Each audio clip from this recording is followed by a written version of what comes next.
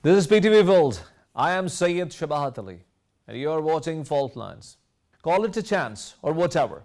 The opposition of Russia is increasing in the Central Asian republics.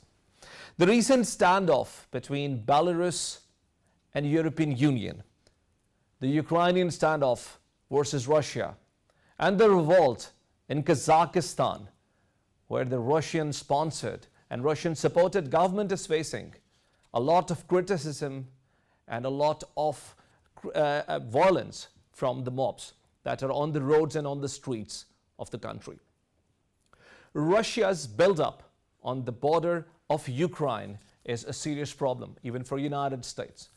US Secretary of State has categorically mentioned that the United States want to de-escalate, but Russia's desire of taking the forces unilaterally out from the region cannot be fulfilled.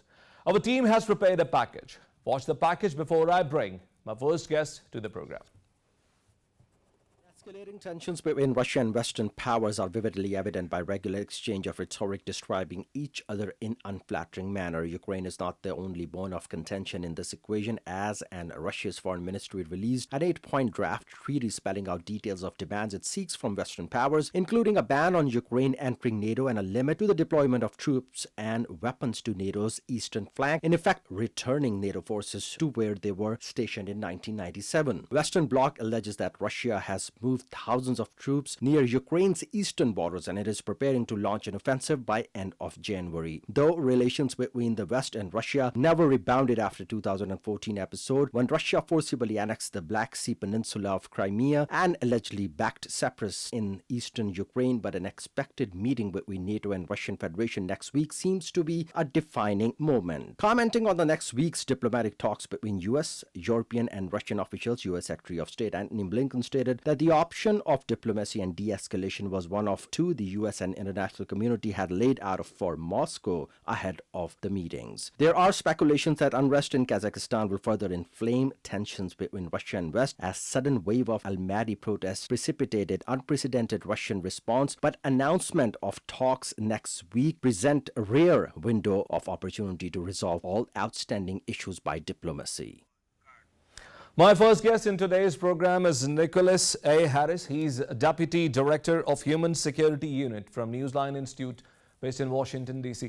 I welcome you, Mr. Harris, to my program. Tell me, what is the latest situation in Ukraine at the moment and how concerned are you toward the escalations? Thank you very much for having me here. There is so much tension escalating around Russia because Russian President Vladimir Putin is trying to establish a new form of deterrence against the United States and its NATO allies. From Putin's perspective, the United States and its NATO allies are seeking to aggressively force Russia to give up its influence in areas of the world, such as Eastern Europe, that have traditionally been under Russian influence. In the case of Ukraine is historically closely tied to Russia. And from Moscow's perspective, Ukraine is a core part of Russia's history and therefore the Russian people. This challenge is magnified by the fact that from the perspective of the United States, what it is confronting Russia about is Russian expansion and Russian challenges to the US-led global order. But Harris, why United States is so concerned about this development happening so far from United States of America? Russia also says that the threat posed by United States or propagated by United States with regards to this region or this regional escalation is a bit exaggerated in nature. As of the present time, Russia is preparing an invasion force of at least 200,000 military units to resume a campaign into Ukraine. While it is unclear if Russia will actually resume a major military operation inside of Ukraine, there are indicators based on extensive intelligence collected by the United States and its NATO allies that Russia is preparing for such an offensive. Russia is bringing forward to areas of eastern Ukraine that are controlled by Russian-backed separatists, the types of military units that would be necessary for a major land war in Europe, perhaps the largest war in Europe since World War II. These Russian military units include tanks, heavy transport vehicles for infantry, artillery, logistical support to feed, supply, and to provide medical care for a large invasion force, as well as specialized units to conduct operations deep into Ukrainian government-controlled territory, as well as the types of units that would be necessary to build a post-invasion order inside Ukraine. So, where we stand right now is that the United States and its European partners are threatening to impose massive, crippling sanctions on the Russian economy, as well as elite within Russia who are close to the current Russian government, and to provide defensive measures to the Ukrainian government to prevent a Russian invasion. Thank you, Nicholas Harris, for being guest in my program. And ladies and gentlemen, now I am joined by Eugene Ciaoski. He is a non-resident fellow at Newsline Institute in Washington, D.C. Eugene, I welcome you again to my program. Tell me, how exaggerated is the threat in its very nature? Because Russia has been quite insistent and quite focused on the fact that there's no escalation intended at all. Rather, this is in response to the military developments being made on the other side of the border. Right. So I would say that both sides right now are essentially signaling one another out their intentions. So Russia has a lot of troops on its border with Ukraine, but I don't think it's necessarily going to take the action to invade even deeper into Ukrainian territory because of the sanctions that that my colleague Nick just mentioned, as far as the economic costs and the potential military reaction. But at the same time, Russia does want to send the message that it's not willing to tolerate further NATO expansion. And from the U.S. perspective, it wants to offer Ukraine some support, diplomatic and otherwise, to make sure that Russia doesn't take that move that it's signaling it could potentially take. Eugene, what do you think would be the real reason for Russia in this escalation? What Russia is exactly trying to get out of it? Because if NATO has made up its mind, or European Union have made up its mind to make Ukraine a part of its larger blanket, there's nothing that can stop them from doing that. What will Russia get out of it? Well, first and foremost, I think Russia wants to make sure that the support that is provided by the U.S. and other NATO countries to Ukraine doesn't become formalized in terms of membership.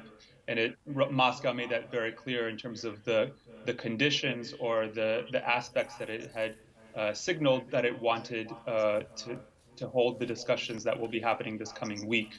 But even things like providing weaponry or major exercises and other forms of support, this is something that Russia also wants to prevent from happening from the standpoint of the West in Ukraine. I am now joined by Dr. Ejaz Akram, Professor of Religion and World Politics. He's joining us from Islamabad. Doctor, welcome to the program. Thank you. Good to be here.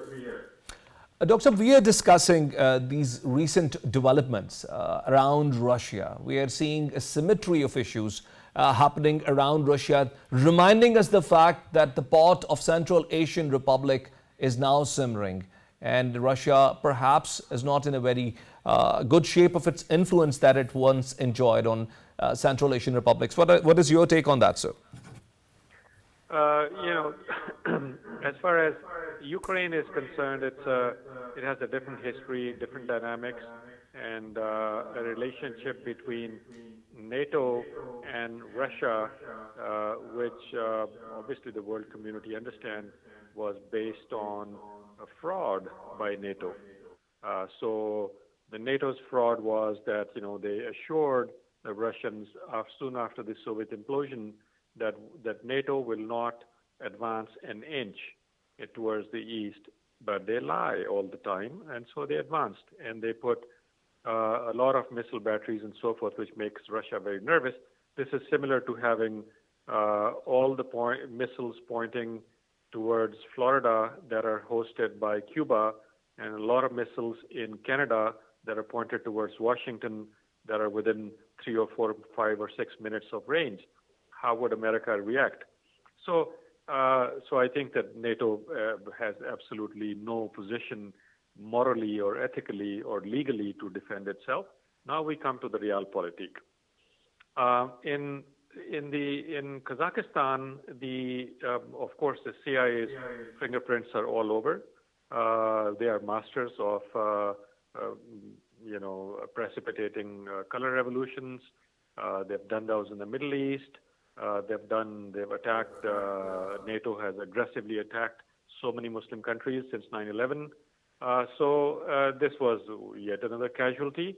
But I think it was the poor homework of the Russians in Kazakhstan, despite the fact that Kazakhstan had a large Russian minority. I think that the liberal enclaves of the world were able to make headway into these two countries, Kazakhstan and Mongolia, because if you could isolate Kazakhstan and Mongolia, you could actually drive very successfully a geopolitical wedge between Russia and China, which, to the chagrin of the NATO club, has beefed up and strengthened over the last few years. So in my own assessment, I've been tracking down the Kazakhstan issue. I think it is a minor headache. I think that the Russians and the Kazakhs themselves will gain control over it. And it's a very good thing it has happened, because I was expecting this to happen because of the CIA's long presence inside Kazakhstan and lack of resolve by the Russian state to do something about it. So I think that things have come to a head, and I don't think that in these two countries, Afghanistan and Kazakhstan, the NATO footprints can last for too long. They are here today, but I think that they will be gotten rid of very soon. Jasab, thank you very much for your comments, but I wanted to come to that part later. Initially, we started this conversation with regards to Ukraine, and I would want to understand what's your point of view with regards to the escalation that is happening between Russia and Ukraine. Do you believe that the way the situation is going forward, do we have an immediate or an imminent threat of war in this region? Yes, there is a minor threat, and it now depends on studying the leaders. Ukraine obviously has a puppet leadership. They are hardly in a position to actually, have a sagacious kind of understanding of this region, solutions to the problems, and so forth. It is true that Ukrainians have an identity that is different from the mainstream Russia, and somehow they want to insist on keeping that. Just like Georgians and so many other regions in Ossetia and Dagestan and Chechnya and so many other Russian regions that have distinct identities. But at the same time, in Lugansk and Donetsk, large Russian populations are there. So the Russians are there not as much as to save the Russian populations, which is certainly a reason for Vladimir Putin. But the main reason is the missile batteries. The NATO breathing on the jugular vein of the Russians. That is unacceptable from a Russian military point of view, from a strategic point of view. And Putin is a very good chess player. So he put the forces on the borders not for cosmetics. If NATO does not budge and does not take away some of its hardware away from the locations where it has been installed, Putin has some options on the table. He may not go for all-out invasion, but he may go for other kinetic actions backed up by the threat of invasion. So you have several possibilities here. Dr. Jal, the point is well taken. I'll go back to Eugene. Eugene, we are now discussing Kazakhstan, and Kazakhstan's revolt is apparently based on people's pulse against corruption and the economic problems. But on the paper, the economy doesn't look that bad. I mean, the per capita income is almost at par with China, far more than India and many other countries in the region. What do you believe can be ideally the reason behind all of this saga that is unfolding in Kazakhstan at the moment? Well, I think there are multiple factors in play in Kazakhstan. As you mentioned, the country is rich in resources and has a relatively high per capita GDP, but that does not always trickle down to the general population. So you have elements of corruption in the country that and just day-to-day difficulties that we saw basically begin with fuel price hikes, which caused the initial protests to happen, and then things got out of hand. Now, I would say there's an additional element here, which is not just economically related, but also could involve some elite infighting within Kazakhstan. And then you have similar, but not exactly like Ukraine, with Kazakhstan being in the former Soviet periphery and being contested between Russia, the West, and to a certain degree, China. So there's some geopolitics involved here as well. Dr. Ijaz, there is geopolitics involved in that, as Eugene also pointed out, and you have also said this in your initial remarks. But many commentators in the West are saying that this is because of absence of democracy from the region. The sentiment of the people cannot be communicated to the government because the regime has been handpicked by Russians and still supported by them. What are your comments on that, sir? When the West talks about democracy, it's laughable. I mean, I really don't know whether to laugh or cry on this remark when the West says that, we want to spread democracy and such countries not democratic and such countries democratic. As they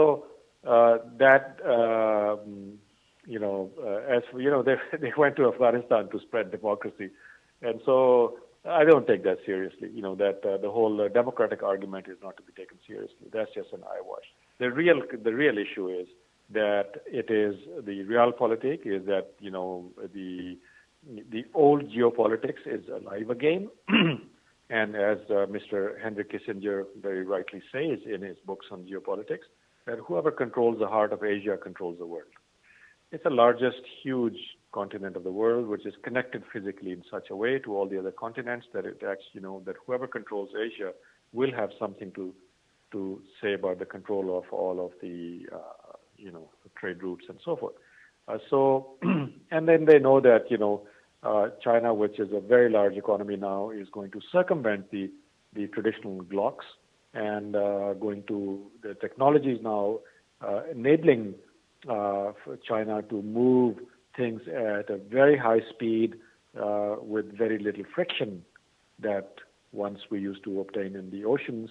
But now with the levitational trains and so forth, we have again very high speed and non-fictional transport of goods and services. So, so they see that if China becomes successful at that, then obviously the Pax Americana, Pax Britannica is already gone. So Western civilization in general will lose its hegemony. So therefore, what do you do? So if you want to subvert the rise of China, you put the Western neighborhood of China on fire so that China can never build its westward Silk Route.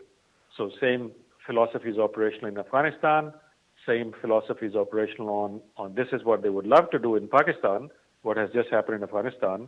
I got my electricity bill today, and it was astronomically high compared to my last previous bills. So if large number of people are feeling the pinch, then, you just burn a matchstick and things can catch fire. And this is how things started in Tunisia and in Egypt and Saudi Arabia is constantly under the sword of Damocles. This whole science of liquidating, of turning people against the state.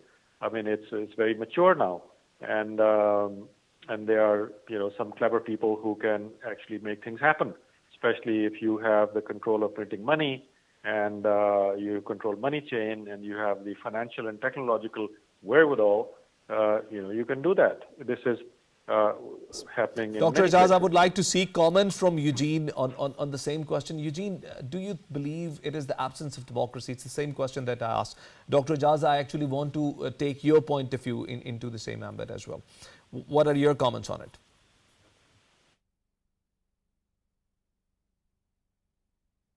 Here, yes. So in terms of the democratic element, certainly, the West would like to see that spread in Kazakhstan, and there's business interests in the country as well. And so when you think of things like corruption and, inflation, these are elements that can be used against the government. But from Russia's perspective, Kazakhstan being in its sphere of influence, so to speak, as a CSTO member, as a Eurasian Economic Union member, I think Russia could not see these protests and just stand by, because it felt threatened not only for the potential for such unrest to spill over into other Central Asian countries, but also potentially into Russia itself. So it likes to back these fellow centralized countries. And you have also elements of China, which, as the speaker mentioned, has to. Thank you very much, Eugene Ciaoski. Thank you very much, Dr. Ejaz Akram, for being a guest in my program. Ladies and gentlemen, we'll take a break and we'll join back with the second segment of the program. Stay with us.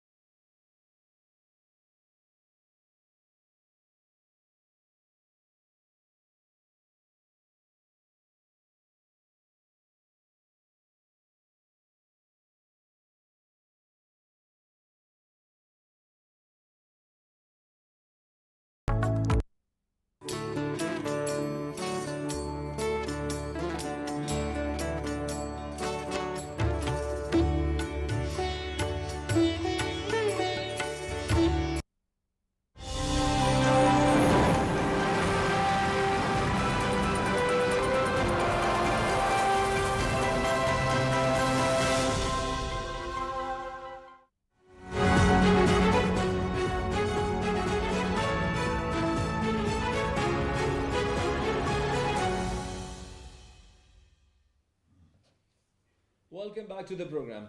Ladies and gentlemen, the politics of Sudan is in the heart of crisis these days.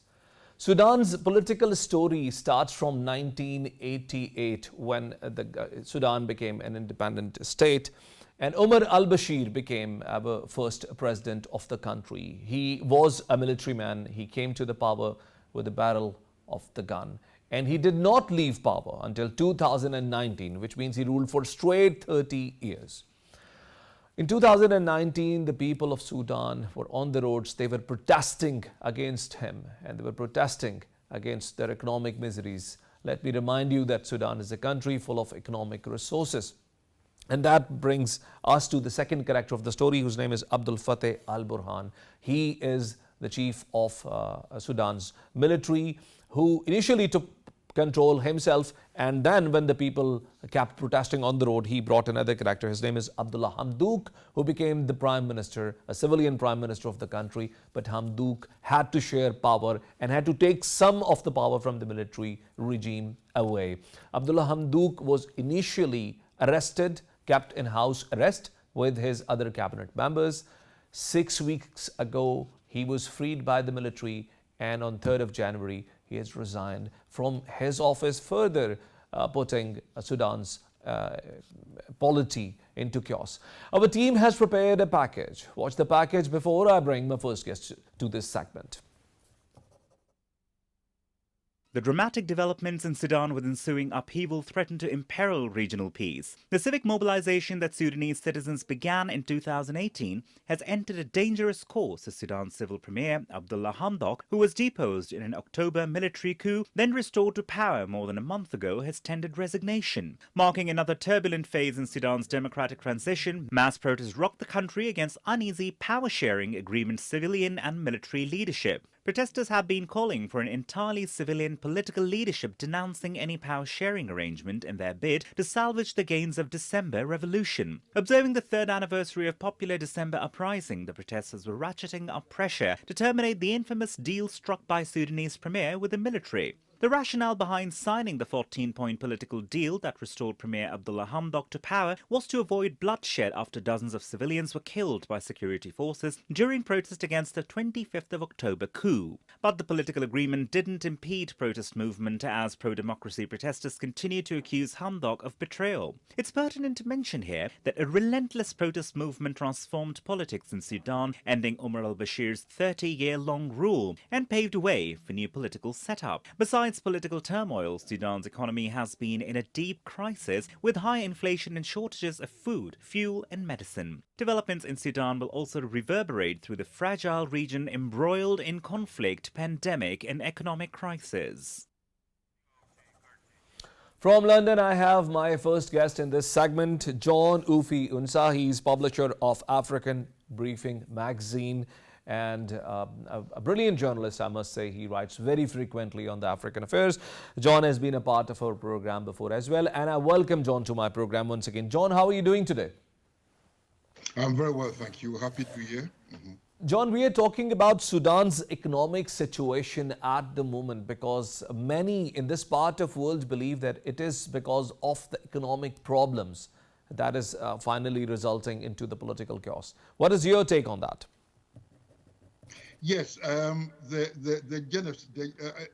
whole problem, began under the regime of the deposed President Omar al-Bashir, right? When because of the sanctions imposed on Sudan by the West, especially the U.S., prices, so subsidies had to be removed, and the prices of fuel, petrol, bread, flour, and so on and so forth were increased. Those subsidies were removed and the prices went up. So that triggered a mass demonstration by the Sudanese. I mean, that eventually ultimately culminated in the overthrow of al-Bashir. Currently, the situation we have in Sudan now, right, is the civilians' determination or resistance, to the military's involvement in the country's politics. Look, when al-Bashir was removed and Abdullah Hamdok, put in charge of the interim administration, the U.S. removed Sudan from the list of state sponsors of terrorism, right? The sanctions imposed on Sudan were removed, and so they began negotiations, for number one, cancellation of debt, which is about $56 billion. Okay, and the IMF and the US, were going to provide aid to the country. I mean, we're talking about $500 million of aid. So when this coup occurred on the October 25th, John, what is the number? Please, I couldn't understand this number. What is the number of aid? What amount of aid was committed by these international donors again? Well, it was between a minimum of $300 million, was 300 promised, million and dollars. that amount has been suspended now. Okay, and again, there were negotiations to forgive about $56 billion of Sudan's foreign debt. That is also in jeopardy now, all because of the October 25th coup that removed Abdul Hamdok, from power. So the Sudanese economy, in fact, the currency, the Sudanese pound, is in decline now. Prices of food and other commodities are on the rise. I mean, the budget that was introduced for 2022 hasn't been approved because there's no government, in place. So apart from the politics, the Sudanese economy, as we speak now, is in a bit of a free fall.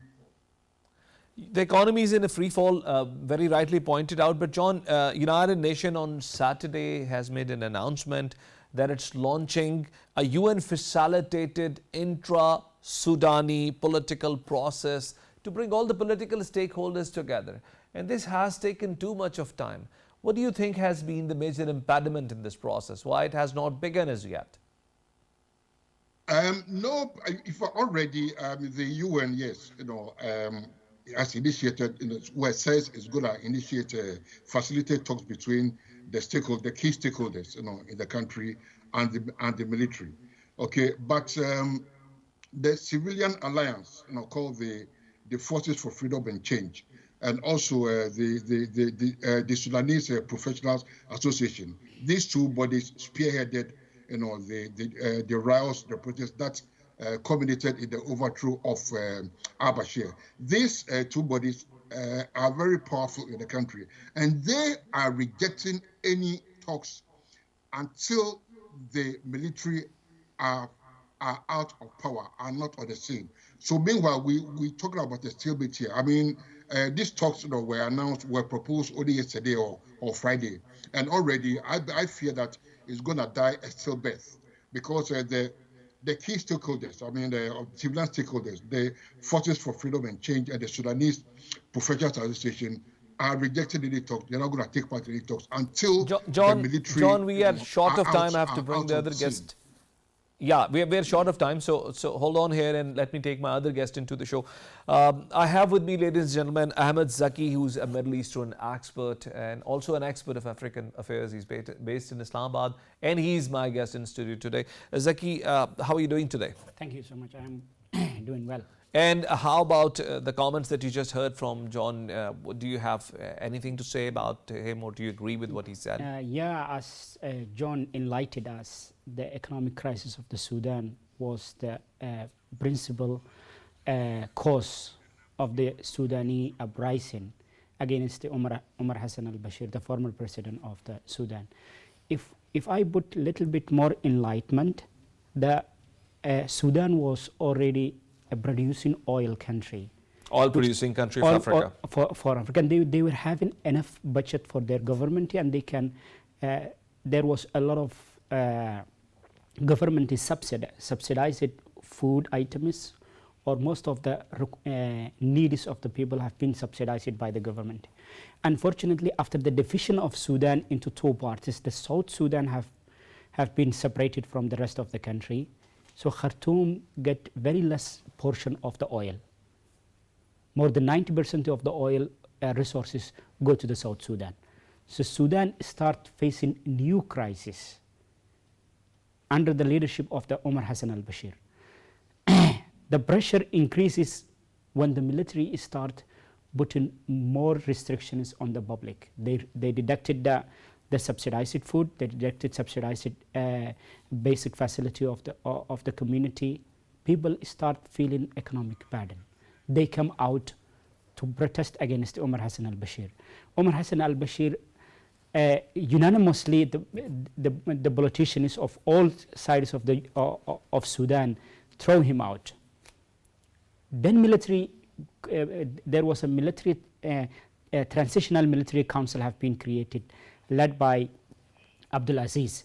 When Abdul Aziz came into the power, he started sharing with the civilian council. So they created a council of the civilian and the council of military to lead the country at the transitional period, so the country will transform completely into the democratic system. United Nations and most of the European countries and USA, they lift the sanctions of the Sudan so that the Sudan economy again get up. Zaki, let me take another guest in the program at this moment. I am joined now by Julius Beluto from United Kingdom. He's a famous African broadcaster, originally from Kenya, frequently appears on my show. I welcome you, Julius, to my program. Thank you. And we are right now discussing with Ahmed Zaki, my guest in studio, the situation in Sudan, which he believes is primarily driven out of the crisis that came and hit Sudan once Sudan's oil-rich part was segregated from the country and the economic crunch hit the remaining part of the country really bad. What are your comments on that? Well, Sudan is a country that has got lots of resources. We talk about oil as well, especially in the southern part of Sudan. And when you look at crisis of Sudan, actually, I cannot attribute it to the oil resources per se, rather than the lack of democracy in the country. Sudan has had 17 military coups.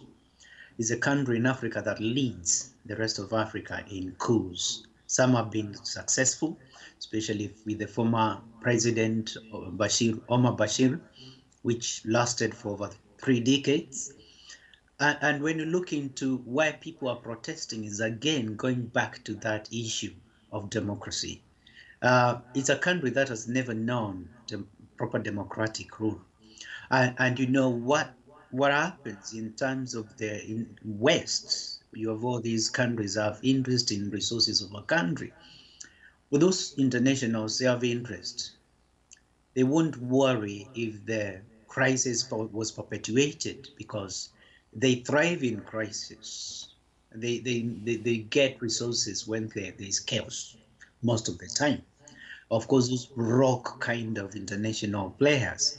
But I would say that the bottom line of crisis in Sudan is more to do with lack of democracy than the resources in the country. Beluto, I agree with you on that, but tell me why this announcement of his resignation of a prime minister has come only within 6 weeks of his restoration. I mean, there was so much of expectation. People were there on the road. They were protesting for his reinstatement. He came back, stayed for 6 weeks and resigned. Doesn't it actually push the country further deep into the political turmoil that it is facing for quite long now? We have seen the military in Sudan hoodwinking the masses from time to time. For example, 2019 protest about revolution, just the whole country protesting, wishing to get democracy back on track. And therefore, they ended that power kicking out from former President Omar Bashir out of power. And then what happens? Military jumps in, tries to accept peace to be brokered between civilian leaders and themselves. Next thing, we have transitional government. But that transitional government, which was supposed to bring Sudan to proper election, to give way for proper democratic rule by civilian leaders, this military hijacked that. And of course, when you see, after they hijacked the protest, and you see the prime minister, being arrested and all, and then he's taken back by the same military and they sign an agreement. Masses in Sudan, everybody knew this is another trick by the military. They did not actually support that signing of that agreement. And that's why, you see, when he went back to form a government, he found he could not form a government because of that military dispensation and the way they wanted it to happen. Julius, you have a very relevant point here. You have a huge point here, and I'll take comments from Ahmed Zaki on that. Ahmed, Julius is of the view that the absence of democracy is mother of all problems for this very poor country of Africa because there has been so much intervention into the political process. What do you think of that? Sudan have never experienced a democratic administration since they got the independence. So military was the only a singular actor into the politics. Now, military cannot give up all the power in one time. There is another problem that the military is afraid to transfer the power into the civilian administration. There is the case of the ICC against the Omar Hassan al-Bashir, and they want him to bring him into the International Criminal Court. And the other thing is that on 2019 June, when population came for the protest, there was nearly 100 protesters have been killed by the military. So they are afraid that if the civilian political administration come, the accountability will be on the shoulders of the military individuals. One of them was those who were leading that crackdown of the protesters was the leader of the Military Transitional Council, Abdul. So he is not going to give up. At the time, this was the time he should have to transfer the power into the civilian administration, as they have agreed earlier. His particular period of time is completed. So now he is afraid that unless the civilian administration is going to give a guarantee that there will be no military personnel will be put into the courts, before that they will not give up the power, and it will be very difficult. Even if the African Union or Arab League or even United Nations put a lot of pressure to give up the power, it will be very difficult that they will give up without guaranteed. Julius, we are running out of time, and this is my last question from you, so I want you to run through this a bit pretty quickly. But would you agree with what just Ahmed Zaki has said? And if you do you believe that democracy is a far-fetched idea for the poor people of Sudan, and they'll never be able to ripe the fruit of democracy? Do you agree with that? I want to say that the will of the people cannot be stopped by dictators. I want to say that also today we've seen United Nations intervening in the crisis in Sudan. So the coming up days, we'll see talks happening, which will be brokered under this dispensation of United Nations. I want to say also the military in Sudan, they have just realized they cannot hold onto power through the barrel of the gun, because that's not what Sudanese people want. And they cannot stop this movement. It's not going to happen. The whole country, people are protesting. The only decent thing for them to do, let them go back to barracks. Let the reign of democracy kick off. Thank you very much, Julius Beluto, for being my guest again. Zaki, do you have a closing comment on this conversation, as we are running short of time? Yes. Sudanese people are a little bit different from the other African communities, and they are not also equal to the other Arab uprising in the North Africa and the Middle East earlier. Sudanese, they have their own complex kind of political system and political beliefs. So there are ideological differences between the even protesters. So even the civilian is still not convinced by themselves that they want a fully democratic system which is going to be implemented in Sudan. Some of them, they are still want an Islamic democratic system. Some of them, they want a liberal democratic system. Still there is no clarification from the public. But so far what we know is that people are tired from the military rule. So military should have to give up without a bloodshed, and they should have to listen at least for the dignity of the people of Sudan. Thank you very much, Ahmed Zaki, for being guest in my program. Ladies and gentlemen, this conversation was encircling around the concept of democracy. And we see that the problem of the people of Sudan is still very basic in its nature. They want will of the public to lead and dictate the fortune of the public. In the end, I would only say that Martin Luther King had said, returning violence for violence multiplies violence. And Sudan deserves to come out of this cycle of violence. We'll join you next week with another program. And until then, Allah Hafiz.